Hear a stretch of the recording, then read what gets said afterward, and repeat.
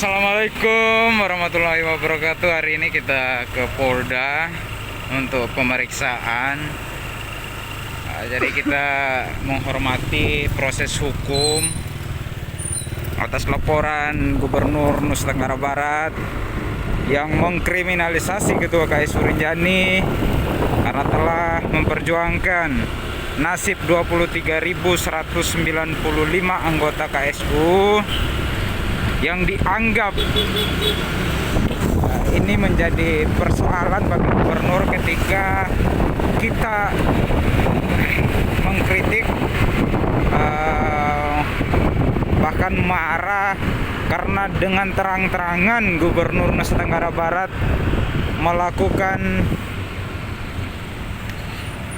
penggagalan program pemulihan ekonomi nasional. Nah, ini kawan-kawan,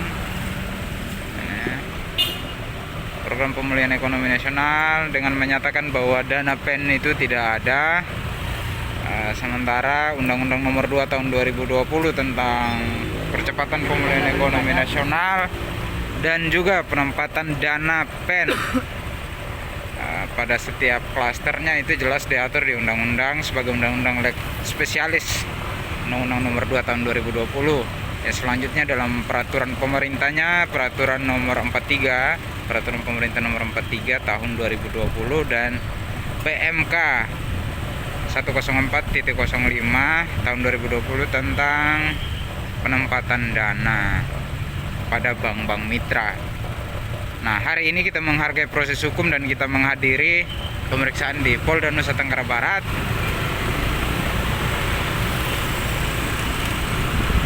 sebagai langkah penghormatan terhadap hukum negara, tetapi tidak mengurangi esensi bahwa kita tetap akan melawan Gubernur Nusa Tenggara Barat sebagai penjahat ekonomi yang telah terang-terangan menempatkan dirinya lebih tinggi daripada Undang-Undang Nomor 2 Tahun 2020. Betul sekali. Jadi meskipun proses hukum ini kita jalani sebagaimana menghormati panggilan kepolisian Nusa Tenggara Barat, tidak mengurangi semangat dan proses perjuangan KSU Rinjani bersama 23.195 anggota. Sebab itu menyangkut hajat hidup dan perintah undang-undang. Dalam kondisi pandemi, penting adanya sebuah solusi ekonomi dan dianggap Undang-Undang Nomor 2 Tahun 2020 adalah undang-undang lex spesialis yang mengatur khusus tentang pemulihan ekonomi. Itu disambut baik oleh KSU Rinjani bersama 23.195 anggota. Ya, sayangnya dalam proses perjalanannya ini secara sistematis digagalkan oleh Gubernur Nusa Tenggara Barat bersama kroninya dengan berbagai macam hal yang dilakukan, menyatakan program PEN tidak ada, dananya tidak ada, dan sebagainya.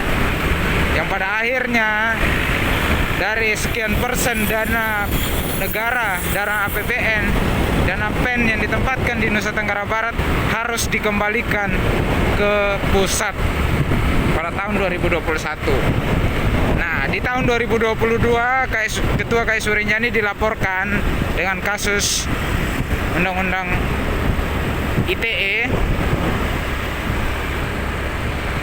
dan ini kami pandang sebagai sebuah upaya kriminalisasi terhadap Ketua KSU Rinjani karena telah menyatakan dan membeberkan kejahatan-kejahatan yang dilakukan dengan sengaja oleh Gubernur penjahat ekonomi, Gubernur NTB.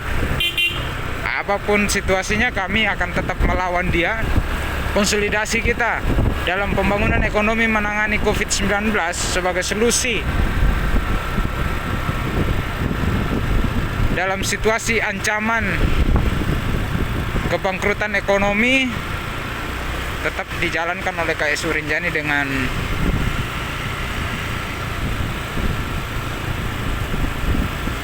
sungguh-sungguh, dengan harapan bahwa program ini tetap berjalan dengan baik sebagaimana target presiden, satu peternak memiliki 3 ekor sapi sebagai wujud atau langkah untuk mensejahterakan peternak.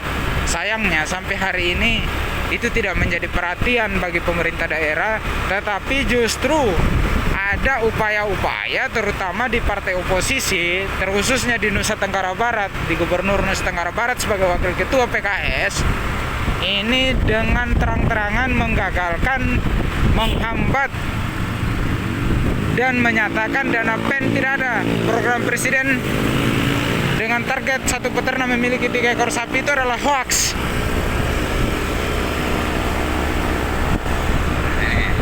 Ini mobil di depan adalah mobil yang ditumpangi oleh Pak Ketua KSU Rinjani bersama kuasa hukum KSU Rinjani yang mendampingin untuk mendatangi proses hukum hari ini.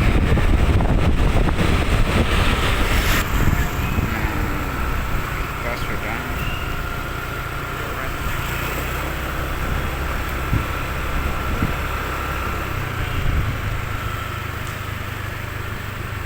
kita akan terus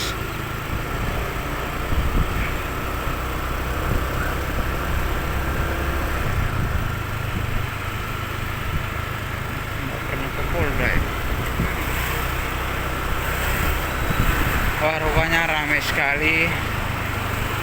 Nah, kita di RRI selanjutnya.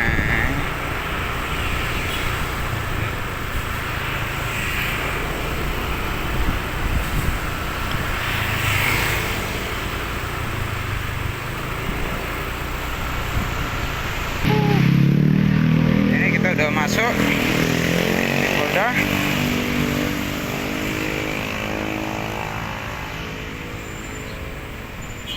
Nah, kita sampai di Polda Nusa Tenggara Barat. Ini kawan-kawan Mikardi yang luar biasa.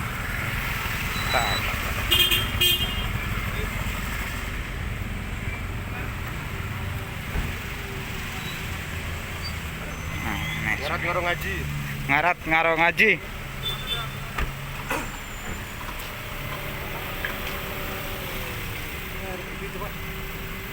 Ada yang putus?